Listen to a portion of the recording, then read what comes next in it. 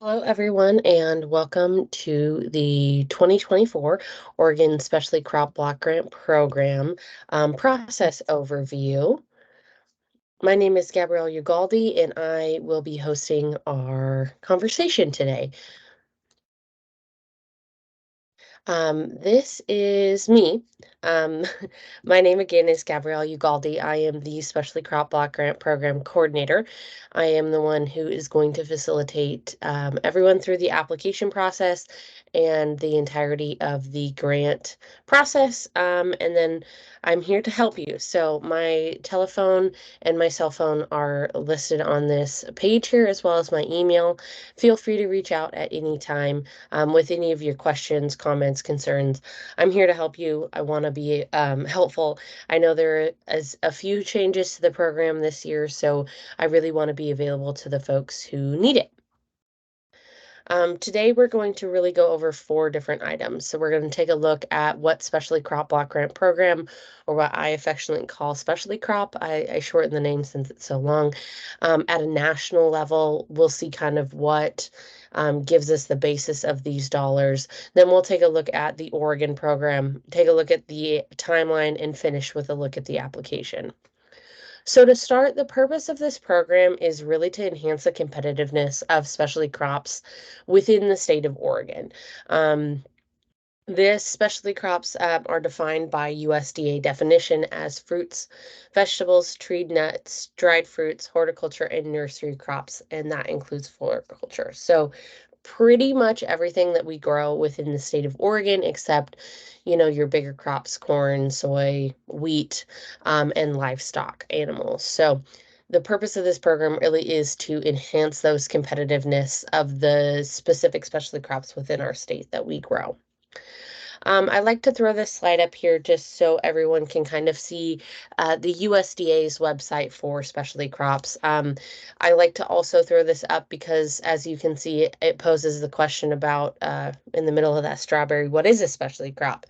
And below that, and below the text that you see here, is a full list of what crops are specialty crops based on the USDA definition. So it'll go through all the fruits, all the vegetables, it names them individually. I will say, if you have an ultra specialty crop that's not on the list, don't be dissuaded about that. Reach out to me, ask me specifically about your crop. If it's not on that list, I can reach out to USDA and they can give me a thumbs up or thumbs down whether or not your crop would qualify. I know I've had to do this with a few applications in the past with some highly specified herbs and other medicinal products that wanted to apply. So this is the USDA website. You guys really won't use it besides potentially looking up your crop. This is something that I am in a lot. I use it a lot, but I want you guys to be aware that the website does exist for you to look at. So again, on a national level, we have three really big changes that have happened over the past couple of years. The first and foremost being that they provided an application template that is now in PDF instead of Word. If you've ever applied with us in the past, you've heard me drill it into everyone that we need it in a Word format. That was because of how USDA was requiring the documents from us. It made our whole internal system a lot easier. Because they have changed how they are receiving applications now, they would like it all in PDF. This change was actually last year, but they implemented it after we had already opened our application process. So this is a new change for our state program here. But the template is going to look very similar to the Word document if you've ever applied in the past. And again, we'll go after that or go over that in a few minutes. The other changes that they've had is we now report on an online system. Again, you guys don't have to mess with that. That's something that I do. But this potentially will change if, again, you've ever applied in the program and been awarded in the past, how we as the state of Oregon receive reports. We've changed some reporting templates around to be better aligned with how they have it listed on their internal website systems. So Additional changes is the added staff that they've done. This is also going to affect our reporting a little bit.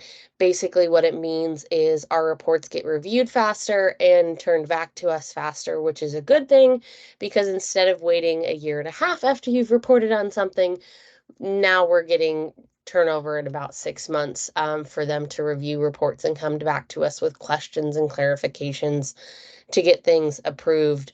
This really affects the closeout side of things. If you receive an award, you're required to maintain documentation after the official close of the award for 3 years. What was happening in the past was that official close of the award came almost a full year to year and a half after a lot of the work of the grant was finished. And that meant that folks had to retain records for 4.5, 5, 6 years instead of just the 3 after the close of the grant, just due to some timing. So that's all great news. And we're looking forward to seeing use of their templates and make things a little bit easier on everyone. So again, at a national level, some things filter down based on what requirements we are have to adhere to as a state. So first and foremost, eligibility is the same nationwide, and those that are eligible are again specialty crops that meet the definition. Projects that enhance the competitiveness of Oregon specialty crops, replace Oregon with any other state, and that's eligibility requirement across the nation. And one thing that a lot of folks end up overlooking and turning in applications that we have to deny is that grant funds cannot be for the sole benefit of one company, one institution, one organization. It really has to be for the betterment of an entire industry. I'll get to some examples of that in a minute, but really it has to benefit. Let's take blueberry, for example. It really has to benefit the entirety of the blueberry industry rather than just one blueberry grower. Again, that was an example. Eligible entities include nonprofits, for-profits, government entities, tribal governments, colleges, universities. Pretty much everyone is eligible to apply because the grant funds aren't awarded to any one organization for their sole benefit. One organization can apply if they're going to do work on behalf of an entire industry with other industry partners supporting them. Excuse me, at a national level, we fall under what is called the Uniform Administrative Requirements, Cost Principles, Audit Requirements, and Federal Awards, the 2 CFR 200, otherwise known as a super circular. Essentially, this is a federal document that tells federal dollars how they can and cannot be spent based on their programs. So you guys really don't need to work in the 2 CFR. That's something that I do on my end, but essentially it is the guiding document that tells us how we can spend our money. So things like, we can't take your whole team out to go see the newest Marvel movie. We wouldn't obviously pay for that within the grant, but we could pay for some travel or employee time to do work towards the grant. And essentially, the super circular tells us that. We put this in there if there are any grant applicants out there that are familiar with the document and understand what comes and goes in that federal guidance. Again, I said I would talk about this a little bit ago, but essentially, you can do a promotion campaign that says, let's just say we're taking watermelon here, Hermiston grown watermelon. That's fine because you're doing a promotional campaign for the entire area of Hermiston, all of the watermelon that is grown there, and thus increasing the competitiveness of the specialty crop that is watermelon within the state of Oregon. You can't do a promotional campaign that says Ugaldi's Farms watermelon. That would not be an allowable project. So just keep that in mind as you're writing them. If you guys have any concerns about that, please reach out to me. We can talk it through. A lot of the times what we end up doing is bringing other industry members on board, bringing researchers, scientists, collaborative partners on to really help expand the breadth of the project and really helping increase the competitiveness of the entire industry, which then bolsters, of course, whoever put the application in as they're part of that industry. A few other federal limitations that we have, equipment is special purpose only. So we can't use these dollars to go out and buy everyone a new tractor. It has to be very specialized. It has to be over $5,000. It has to have a useful life of more than 1 year. There's a whole definition that we would have to meet. Travel costs and meals are allowable with prior acceptance. Regular meals for meetings and webinars or hosting events can be a little bit tricky, but we do have to get prior approval with those. So if you think you're going to be hosting workshops or going to attend conferences, please make sure that you include meals within your travel costs or within your other costs if you will be the one hosting those sessions. Rental costs of buildings and equipment is allowed when it's directly associated with the project.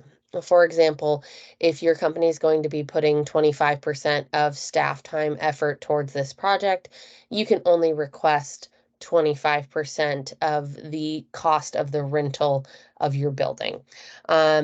Indirect costs and overhead costs are not allowed within this program. So just note that you can't request those. We'll automatically deny it within your application. We'll just remove it. But you can directly associate costs with the program and receive reimbursement for that. Grant funds cannot be used for coupons, incentives, redemptions, or price discounts, political activities, or lobbying activities.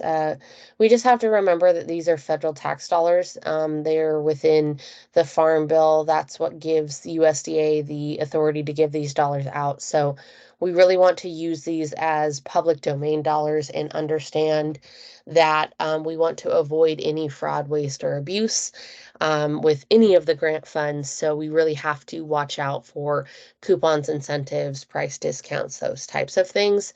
We really haven't seen any political lobbying or lobbying activities within the works of these grants. But it is something we are not allowed to do, so we look out for it. Going down from a federal scope to the Oregon program, we get $1.5 to $2 million every year. We ask our projects are between $25,000 and $175,000 for 2.5 year projects.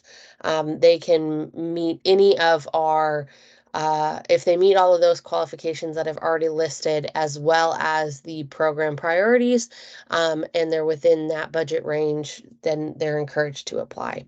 Matching is encouraged but not required within this program. Our advisory committee, which is a 26-member industry represented advisory committee, really appreciates having match because it shows that the group that is wanting the project done has some skin in the game and they're excited about the project and they want it to move forward. As I mentioned, we have funding priorities for the program, which are listed here in no specific order. So we have market development and access, both international and direct, local. We have food safety, compliance, and traceability, cross-commodity collaboration, on-farm labor needs, workforce programs and tools, addressing regulatory burden, productivity enhancements, innovation, and value-added products. This is where research lies. And then agriculture and food-related product priorities as identified by the Oregon Solutions Network and Regional Solution Centers. So the governor has regional solution centers across the state, and those centers identify program area priorities for the area that they cover within the state.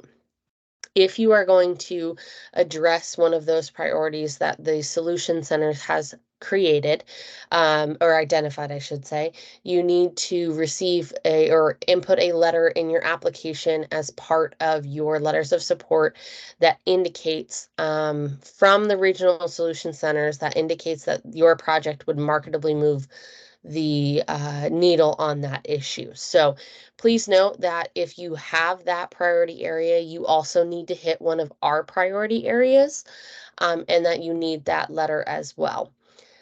These are in no specific order. We don't give extra points for marking more than one. Really, these are to make sure that your project hits the allowable requirements within our program before we move you forward. All of that to be said, there is, and I will show this to you in a minute, there is a breakdown and definition of each of these priorities on our website. So before we look at the application, I want to go over our timeline really quickly. To start, our application opened December 1st, 2023. So that went live. We emailed it out in a press release. It got sent on our website. It's live. Essentially what that means is the application is available for download and you can start turning them in. January 31st at noon is our deadline for our full grant proposals to be due. Again, it's noon on the 31st. If you turn it in at 1 on the 31st, I'm not going to accept it. If you can't follow the rules now, you're not going to be able to follow the rules if you are a grantee. That puts the state at a higher risk level as well as you as a grantee, and we don't want that. I will note, turning the applications in, you do have to use our secure FTP upload portal. Essentially, that FTP upload portal gets clogged if we have too many people uploading too many documents at the same time. So I would not recommend waiting until noon on the 31st. I would turn it in 11 o'clock on the 31st. I would turn it in on the 30th. Just get it in a little bit early. It doesn't have to be weeks early. If you just get it in a little bit early, it will ensure that you are not missing the deadline and there is no computer technical issues. In late March and early April, we will be selecting our subgrantees, the people who applied, to receive funding. May 1st is the USDA state plan application deadline. So that's where I will review your application. If you were selected, we'll do some editing between March, April, and May, and then we'll turn it into the USDA on May 1st to get their review. Between May 1st and October, November of next year, we will go through a series of reviews with the USDA. We'll create agreements. We'll go through some training before you get to start your project on October 1st of 2024. That's the date I really shoot for. Sometimes it gets to be a little bit later in October, so we say October, November, just due to some USDA restrictions as well as some internal paperwork that we have to get done. So all of that to be said, this is the timeline for 2024. It's also available on our website. Feel free to pause and screenshot this now. I will also let you know that you should pause and screenshot my information. It is also available on our website if you have access to that. This, again, I'm the only one in the program, so feel free to reach out via phone or email if you have any questions. This is the direct link to our website, which I will go to now so that we can see everything. So if you go on to if you literally Google Specialty Crop Block Grant Program Oregon, this is the website that you should see. Hopefully you get to it. If not, please use the link in the previous slide so you can access our program. So my contact is over here on the right-hand side, as you can see. Again, Gabrielle Ugaldi, this is my email, my phone, all of that. This program or this website has a couple of functions I really want to show everyone. So first, this first link is to the USDA specialty crop website, what I showed you before with the strawberries and the definitions. So if you need to go there to look up any of your crops, please do so. The next link here is about the specialty crop guidelines. Now, these is a guidelines document that we have available for you, and it really goes through everything that I'm going through now. The application process, the review process, policies and procedures, everything within what I've already talked about today. So if you need a quick refresher, this is a great document to have on hand. My contact again is here. Our website link is there, but this is a great document to review. You also can look at the review criteria here, and you should be able to see, where did it go?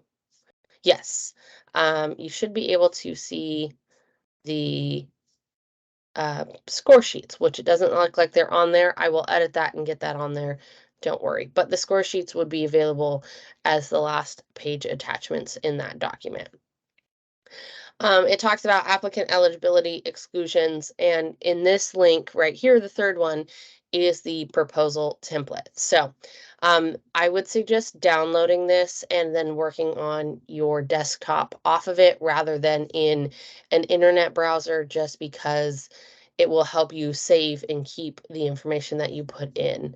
I will be back to this in just 1 second. I want to show you a few more things on the website.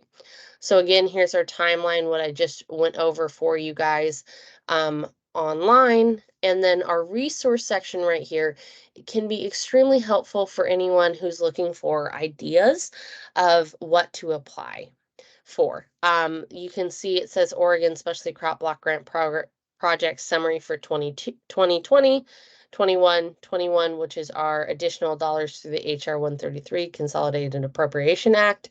22 and 23. So each of these links underneath have the summaries for those projects. So you can go on there and read a little bit about what projects we currently have open and what things we're doing across the state. So again, these top two resources here is the proposal template and the guidelines. I'll just open the template again from that link. So this is the specialty crop proposal application. Again, if you've applied in the past, you will note this looks a little bit different because it is a full PDF now rather than a Word document. So to start, we talk a little bit about the program. It talks about what is in this application and what you can see. So first and foremost, here's a table of contents that you can look through. We'll talk about the Oregon Specialty Crop Block Grant Program, which is this text here. We'll look at the instructions, take a look at the proposal, matching funds attachments, A, work plan attachment B, and the performance evaluation appendix. So here's your instructions on how to apply. The link right here is the FTP upload that I talked about on the website as well. In the left-hand side navigation pane, there is a link directly to this as well. Please note that the deadline for submission is Wednesday, January 31st, 2024. That should say 2024. I apologize. At noon. And it will be submitted in PDF. This is the old application that is currently on our website. It has been updated, but it looks like I might have clicked the wrong link. So I will make sure it is updated correctly before the end of day today. So to get started, this is the proposal. Again, this is going to look very similar to years past if you've ever applied, but we really try to keep it as straightforward as possible. Fill all of this information out to the best of your ability. Name of applicant, organization, address, contact, phone, title, all this great stuff. The one thing that you might not know what it is a E or UEI number. It is the unique entity identifier number. This used to be a DUNS, and it used to be an identifying number through DUNS that essentially says that you're in good standing with the federal government and can receive federal dollars. You must have a UEI number to apply to the program. If you don't, please take a few minutes to do it. It really doesn't take that long to get a UEI.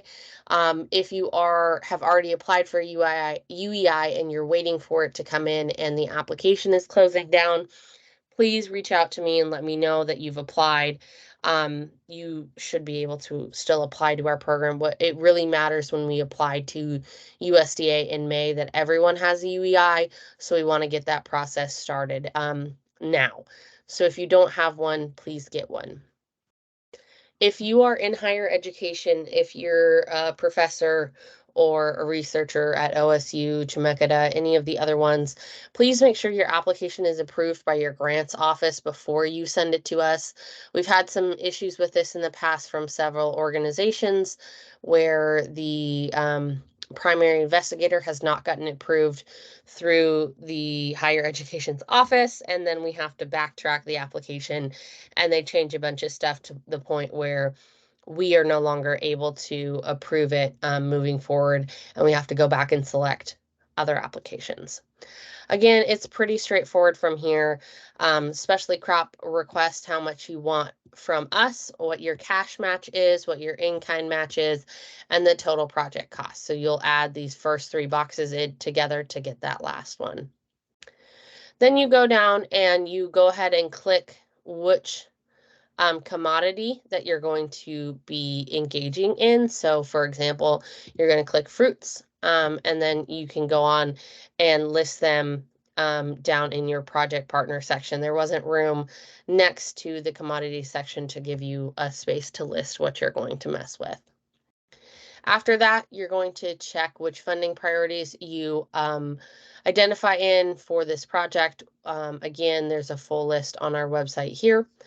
In 10 words or less, you give us a project title. Please make sure throughout the application, if there's anything like 10 words or less, 250 words or less, that you actually do a word count on it. Because if it comes back to me and there's 11 words in your project title, I'm going to send it back to you and say, give me a 10-word project title. Again, this is to make sure that you can follow instructions on the application to make sure you're going to be a good grantee, but also I want to make sure that we follow USDA guidelines, and they use the summaries and titles for Congress. So they have certain requirements that they have to meet in order to make sure that our application and what Congress sees is similar. I'm going to actually zoom in here a little bit. I didn't realize how far out we were. Below that, you're going to list project partners and what crops you're messing with. So this project partner section are the people who are actively working within the grant and with you on the work. So what you're going to see here is going to be people that are your consult or your contractors who are giving you in-kind or cash match donations. You're really not looking for the people who wrote you a letter of support saying this will be great and then nothing else. These are the people who are actively working on the project with you. From here, you'll see the project profile template as USDA produces it. So some of these things are duplicative, and I'm sorry about that, but we have to have that first page for our own records, and the rest of this is what USDA requires. So organizational name, point of contact, mailing address, phone, very straightforward. Project title, so your 10-word title goes here. Your project start date will be 10/1 of 2024, and your project end date will be 3/31, 2020, 24, 25, 26. So that's 2.5 years. That's 1, 2, 24, 25. Yeah. Is that 2.5 years? Anyway, 26 or 27. I believe it's 27. Sorry, guys. So the next section is going to be your project partner summary. Please reach out for the end date of your project. I will have the correct date for you guys. I apologize. The next section, like I said, is the project partner summary. So you'll want to answer anything that is a list form within the application. This is a great example of a project partner summary that hits all 3 of these points and is 250 words or less. So it's hitting that who the applicant organization is, what they will be doing, and how they are going to give deliverables, and then general tasks, which is implementing a quarantine area. So it's fairly straightforward, but please make sure that if you are reading through anything and you are filling anything out, that if there are multiple questions or multiple bullet points, lists, numbers, please make sure you hit every part of it. The next section is the project purpose. So provide the specific issue, problem, or need that the project will address. This is going to be your longest section. USDA has created this template that no matter how much you type in here, it will automatically fill out the rest of it. I will let you know that your application from where the USDA application starts here, especially crop grant project, until the end of your budget is no more than 15 pages. You can see right here, it says that we have 44 pages in the proposal template, but from the top of this, where the USDA application starts to the end of the budget is not 15 pages. So your project purpose cannot be 12 pages long. Keep it simple, keep it straightforward. A lot of the times I tell people to write for a freshman level of college education because that will help us understand your project, but give us enough information to help us actually see what you're doing. The project purpose section, again, will be your longest section here. So the next area is a list of objectives that your project hopes to achieve. Now, this is going to be a little bit different than your outcomes, objectives and outcomes. Well, outcomes and indicators, there we go. Your objective is going to be based on things that you create. You don't need to fill out all 10 objectives here. If you only have 3, that's fine. But your objective is something that you are going to report on every time that you turn in a report. So don't make these end of grant objectives that you're only ever going to report on once. Make these objectives that you're going to hit throughout your grant and easy targetable objectives. For example, if you're going to be doing an outreach and education project, say one of your first objectives is going to be setting up all of your workshop dates and doing the marketing. Objective 2 is going to be having at least 20 people attend each outreach session or workshop, those types of things. If you're doing something scientific, it may be setting up your lab to create results or sending samples out to get results, those types of things. Next, you'll list the project beneficiaries. You estimate the number of project beneficiaries based on who will be directly impacted by your project. These next 2 questions have outcomes and indicators associated with them. So please make sure that your review, if you are going to be directly benefiting underserved farmers or new and beginning farmers, they are the folks that are identified by the USDA. I can show you this in a second. It's one of the last attachments. But if your project is directly benefiting underserved farmers, it means that you are directly working with underserved farmers. This is not a secondary benefit. This is not a tertiary benefit. This is you are working with underserved or beginning farmers, then you get to click yes. 90% of our applications are no's on this. There are a few that do directly benefit these groups. If they are, then you have to add them as an outcome and indicator within your project. Again, I'll show you that in a minute. Please read the statement of enhancing specialty crops and check whether or not your grant program is doing that. Your grant program must be doing this. So if you can't check that box, then you are applying to the wrong program and I can help you, maybe direct you to a different one. If you had a previous project with us that was funded by Specialty Crop Block Grant Program dollars, you need to select yes and give an explanation here of how your project will differ and build on previous efforts. We cannot be duplicative in our funding and we cannot do continuation funding. So your project has to be marketably different than previous efforts in order to receive a second grant program. or a second grant funding. So describe that in this box and then provide a summary 3 to 5 sentences of the outcomes of previous efforts. Again, if you see any numbers here in the description section, please stick to those numbers. I've seen summary sections that are a page and a half long and had to be cut down to 5 sentences. So please make sure that, again, if the USDA gives you any bullet points or numbers, that you follow them. Again, on the previous project section, you'll want to give your lessons learned and how you're going to improve based on those lessons learned, and then describe the likelihood of the project becoming self-sustaining and not dependent on grant funds indefinitely. So this is a big section that USDA really wants to see be acutely described because, again, we cannot be duplicative in funding. So if you're coming back to ask us for more for the same project, we want to make sure we know why you're coming back to us for more rather than sustaining the project on its own. If you're receiving support from other state or federal grant programs, please go through this section.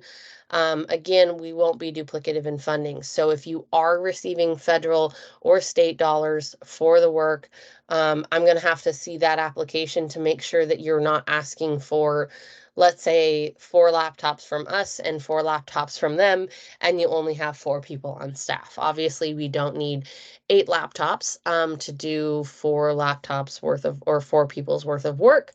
And so what we might do is request that you split the costs between that grant and this grant. Or we might request that you completely remove something because another grant program is already paying for it, and so on. So go ahead and fill out this section. Again, it's identifying the state or federal grant program and how this program is going to differ from those efforts. The next section is external project supporters. So this is going to be different than project partners. External project supporters are people who are excited about the project. They want the project to go through. It will benefit them, all of that. But they're not necessarily actively working with you in the grant. And so please make sure that when you list them, you also list why they are in support of your project. So for example, you could have a project that the Farm Bureau is excited about, and you list the Oregon Farm Bureau here, but you also need to give a reason why the Oregon Farm Bureau is an external project supporter.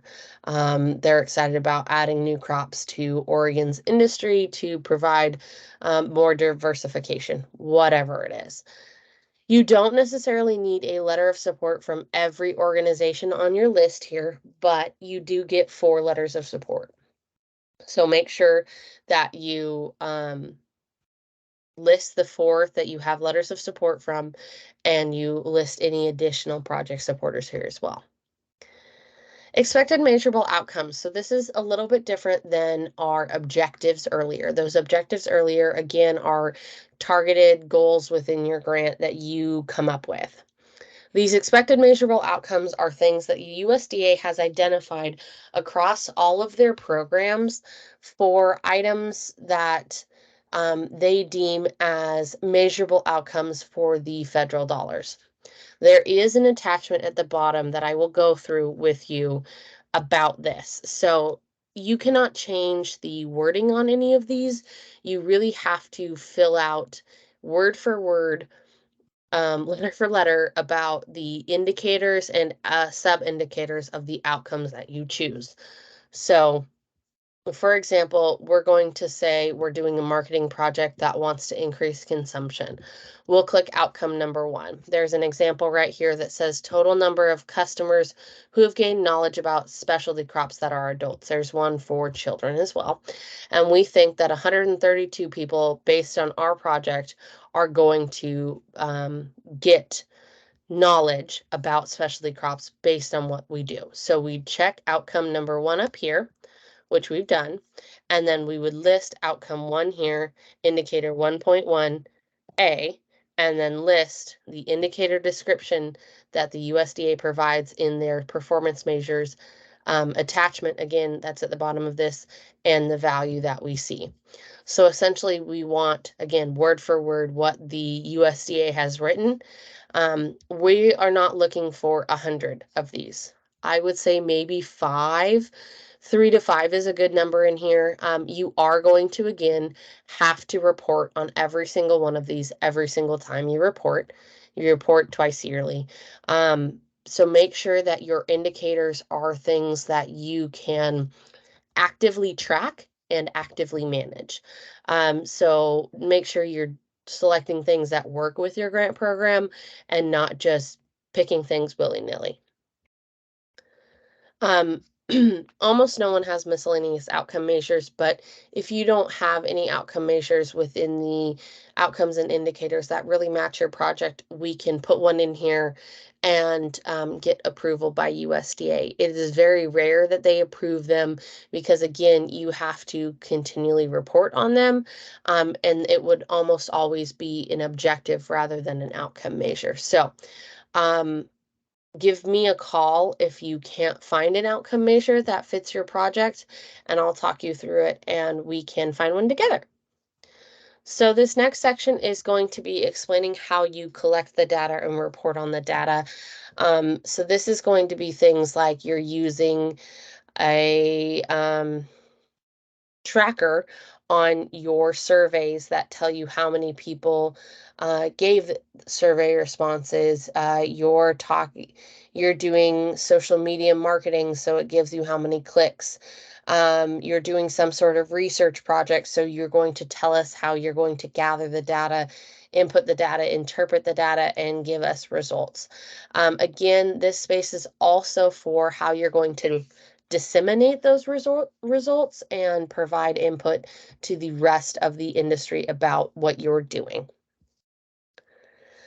The last section here is budget narrative. So again, this is going to be towards the end of your application, and you cannot change any of these expense categories over here. That is because USDA has very defined definitions for each of these categories and what would fall under them. But you'll go through, and I'll show you here in a second, add up all of your personnel or all of your fringe, and then come back to the budget summary section right here and list it all up. It does auto sum for you. So let's say we have 30,000 in personnel and we have, ooh, there, nope, one more zero. Yeah, ooh, 30. There we go. And we have 20,000 in fringe benefits. You can see that the direct subtotal cost is going to be 50,000 and the total budget is 50,000. Again, the Oregon Specialty Crop Block Grant Program does not allow indirect costs, so this is always going to be 0. If we see any indirect costing here, we will ask you to remove it. We don't allow that within our program. They leave this here because we as a state are allowed to take indirect costs to manage the program, i.e.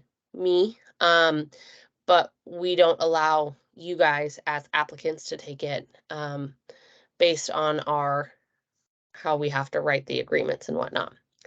So the next section here is personnel. So this is where you're going to list each person that's going to be working on your grant program, what their level of effort is or hours, and how much you are requesting for them. Please make sure that if there's anything like level of effort, quantity, price per item, you fill this out. You fill out every square for every item, because if you don't, we will come back and ask that you do. So please make sure that you fill this out correctly the first time. It again automatically subtotals. Next, you will need for every single person that you have listed in your boxes up here, you need to add a justification for why that person is included in the grant application. So for example, you have an executive director who's going to be guiding all of the activities for the grant. They're going to be writing all of the reports and turning in all of the reimbursement requests. They need to be written in as Personnel 1, Gabrielle Ugaldi, Executive Director. Her tasks will include reporting, reimbursement requests, guiding and meeting with subcontractors, and so on. The next section is fringe benefits, so make sure that everyone that you have listed in personnel is also listed here and what their fringe benefit rate is. Please, again, do not leave any squares empty. We will ask you to fill them in. This section does not require justification because we understand what fringe is. The next area is travel. So if you are going to have any travel within your grant, this is where you would list it. Now, one thing that trips a lot of people up is they'll mash all of their travel costs into one. So they'll say, we're going from Portland to Washington, D.C., and we're going to do airfare, car, hotel, meals, everything in one, and we're going for 3 days. There's going to be 2 of us. We're going to have be $4,000. Again, there's 2 of us, and then you're going to need $8,000 requested. What you really should do is say your trip destination is Washington. This should be your airfare. And then your next line is going to be your hotel. And then your next line is going to be your meals. And then your next line is going to be your car. And your next line is going to be whatever else you need. So you can list it like this. And let's say you're doing a second trip to Texas. And you need airfare there. And you need hotel there. Ooh. And you need meals, and so on. We really need to see a breakdown like this because we're required to stay within the federal GSA rate. It's a standard rate that the US government has set across the nation based on prices within those areas. So, for example, here in Oregon, a Bend hotel room may be $180 in the off season, but in summer it could be $250. So based on the GSA rate, you can request up to X amount of dollars for these specific items. So Washington, D.C. will tell you how much a hotel in Washington, D.C. you're allowed to actually request for. If you go over the GSA rate for some reason, you need to give an explanation as to why you are going over the GSA rate if you get awarded and you're trying to do a reimbursement for it. If you are going on any travel or any event, you go on government rate, you call whatever hotel that you're going to be booked in and you ask for the government rate. One other thing to note within travel is if you are going for a conference, and that conference is going to be providing meals for you. We're not going to be duplicative in costs and pay for your conference registration, your hotel, getting you there, doing everything, and then also paying for meals outside of the conference if the conference is paying for those. So please make sure that if you are going to a conference and they provide meals, that you take that out of the cost of your travel here. Now, travel is only for the personnel that you have so far listed in the grant. Travel in this section is not for contractors. That would be in the contractual section. After this, you need to provide justification for every trip that you're going to be doing. We need the approximate date of travel, again, for those GSA rates, because like the example I gave, Bend hotel rates could increase during the summer. So if you're giving us the summer rates, but you're going to travel in winter, we're going to need to adjust your budget. So please provide a justification as to why your trip is necessary for the grant, how it will further the work of the grant, who's attending, and so on. Next, you'll click the box to confirm with that you're going to adhere to your travel policies within your company and everything that's been mentioned above. The next section is equipment. Most people will not have special purpose equipment, but this is the definition for special purpose equipment. So tangible, non-expendable personal property having a useful life of more than 1 year and an acquisition cost that exceeds $5,000 per unit and is only used for research, medical, scientific, or other technical activities. So you cannot go out again and buy a tractor. This has to be something that's highly specified to the grant work that's not available for rent, or you can't send samples out to another lab to do. 90% of our grants don't have any equipment because they can't meet this special purpose definition. But you'll go ahead and write everything here. Rental and purchase when you acquire it, funds requested, and a justification. Next up is supplies. So anything under $5,000 per unit is going to go in supplies. Now, this is again a per unit cost. So if you're going to buy $6,000 of something, that's only $10 a unit, that would go in supplies. It does not go in equipment. So list whatever supply you need. Again, fill out every box here. So per unit cost, number of units you're purchasing, when you're going to buy them, and how much you're requesting. Again, you'll provide a supplies justification here. Pretty straightforward. The next section is a contractual consultant conversation. So, or budgetary item. So this is where you're going to list anyone that's going to be working on your project that's outside of the personnel that your company currently employs. So if you are a company who only does contractual work, then all of your personnel would be down here. If you're a company that's going to do everything in-house and you're not contracting out, then you don't list anyone here. So you'll put the contractor name or organization, if they're going to be hourly or flat, and how much they're requesting. From here, you're going to provide a justification. So the justification, you're going to really need to be extremely descriptive for every single one of your contractors. So if, for example, you're going to hire Gabrielle Ugaldi to do marketing, outreach, and education for your grant, you're going to need to provide us with a breakdown of how much you're spending on each one of those items.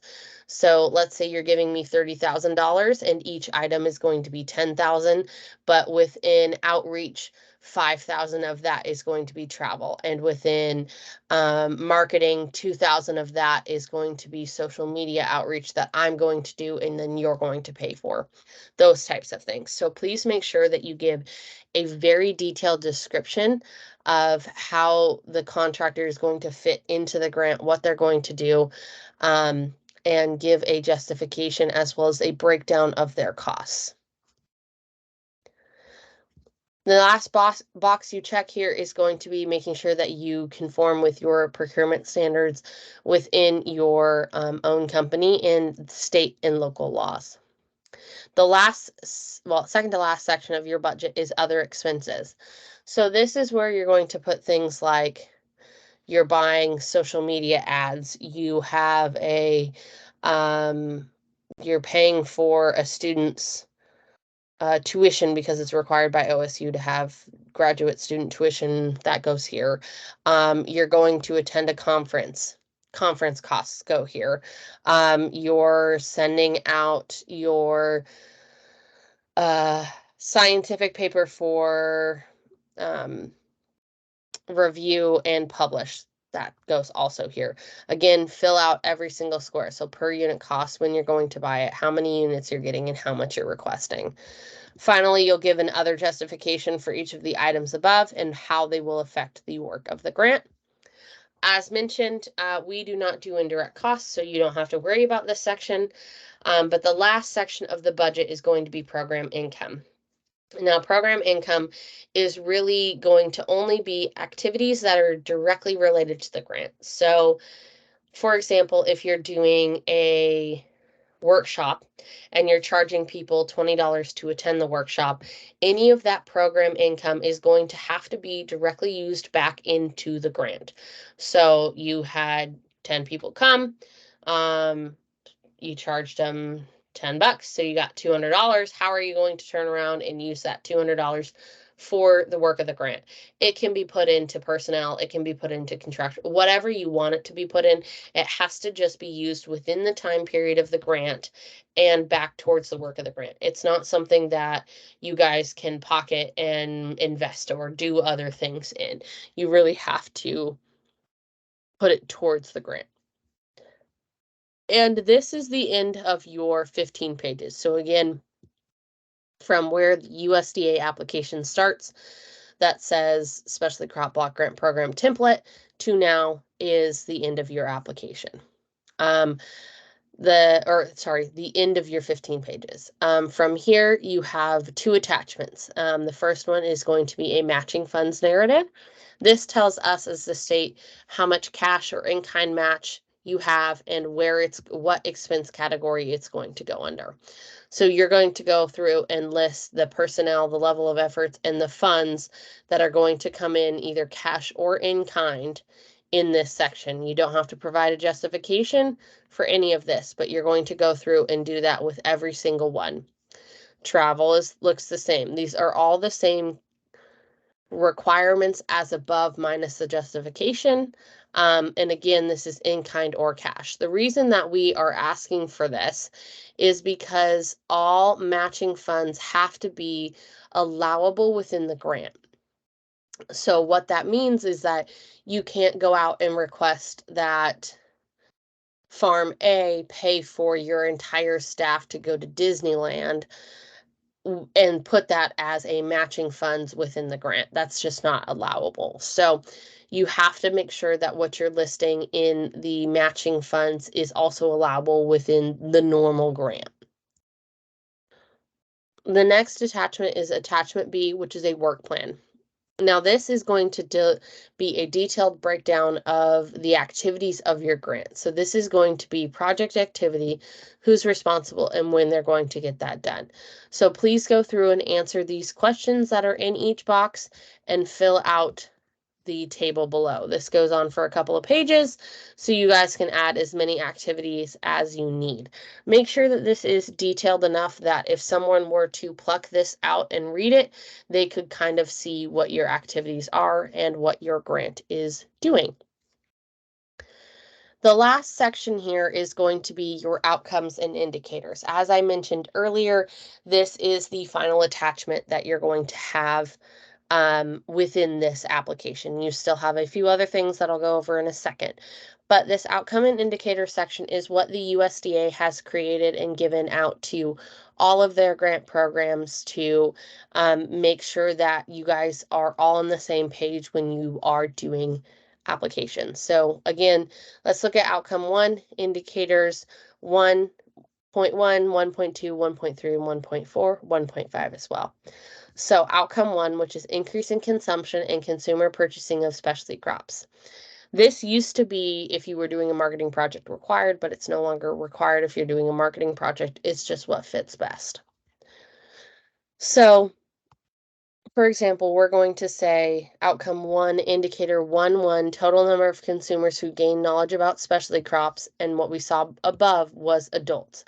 And the number given up there was 132. So this is an example of an outcome and indicator that you would list above. Now, again, there's a number of them you can go through. So increasing access to specialty crops and expanding specialty crop production and distribution, there's a lot of them. What I do want to point out, though, is our outcomes and indicators for the number of,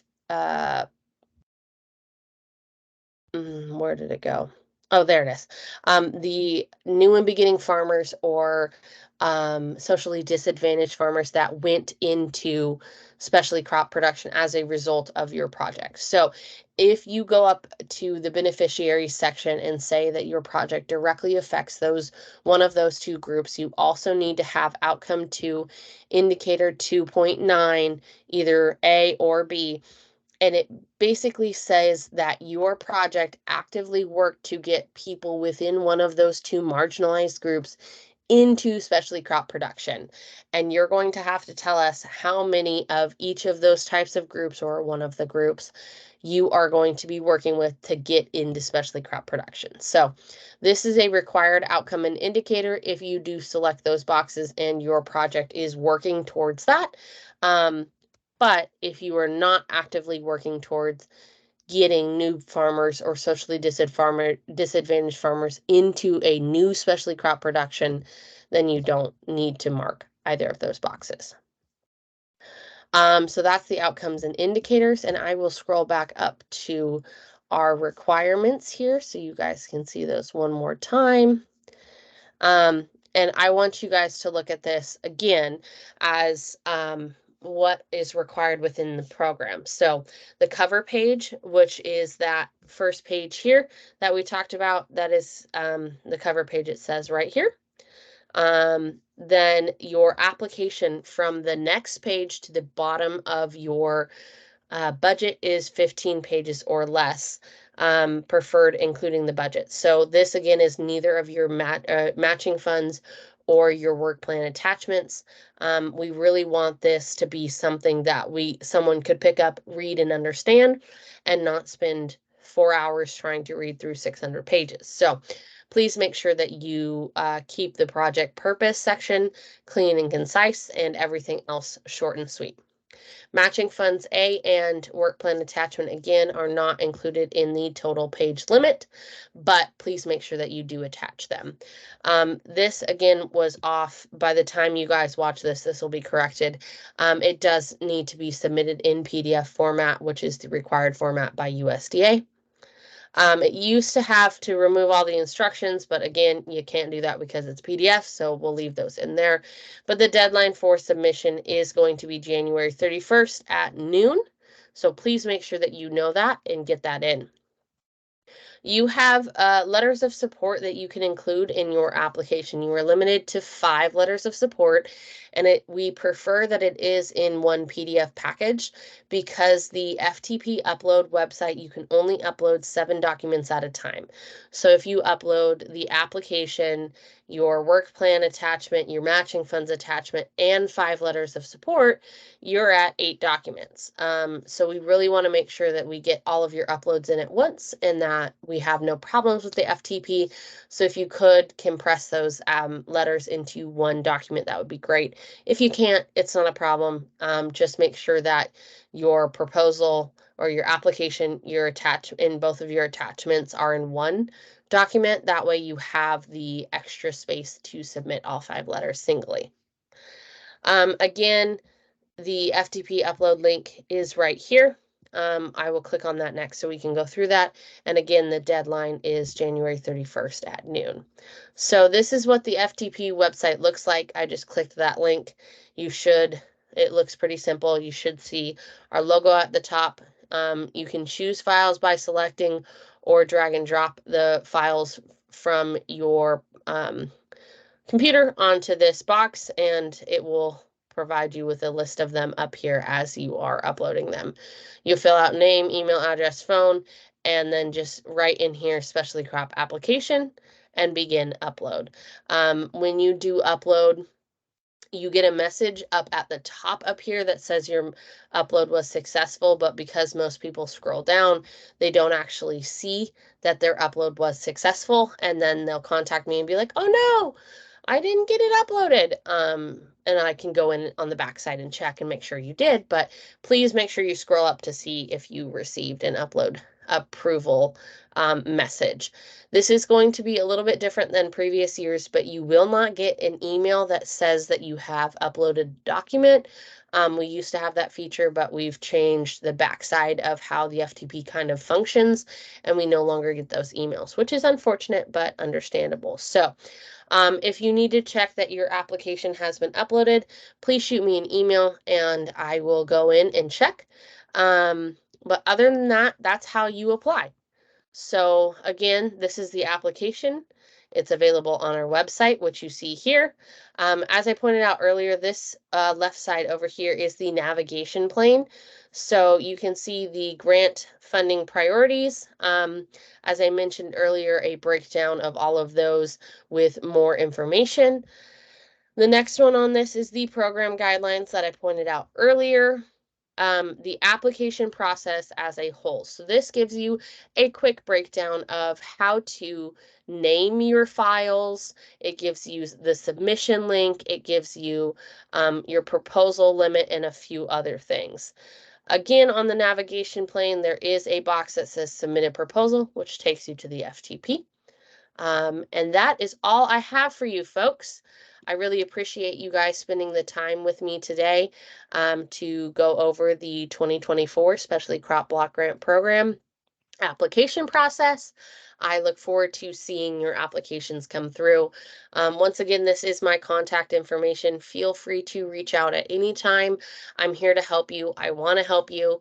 And one service I do provide, if you get me your application 2 weeks prior to the deadline, I will review for allowability and completeness. I don't review for grammatical errors or anything like that, but I will tell you whether or not your application is something we can fund and if you have all parts of the application. Again, that is if you get it to me at least 2 weeks before your application deadline. If you get it to me anytime after that, I won't accept it via email. We'll only accept it via the FTP. And from there, we can move forward. So please feel free to reach out. Again, my information is here, and I thank you for your time today.